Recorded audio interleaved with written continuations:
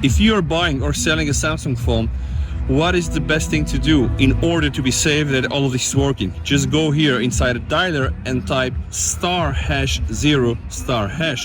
The phone is going to enter into a diagnostic mode. The first few things are colors, which will allow you to check the screen. So we have red, green and blue.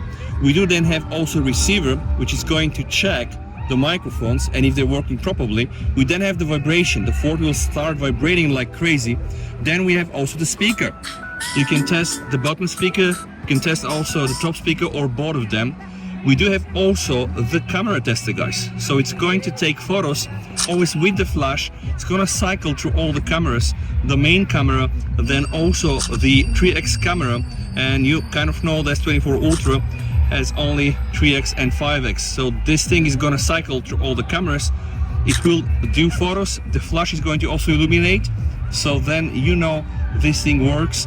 The same from the front camera. You can also test the S Pen. The sensor will also give information if all the sensors are working. You can also test the touchscreen with various commands. So just try this when you're buying a used Galaxy phone or when you're selling one. Thanks so much for watching and check some of my other videos.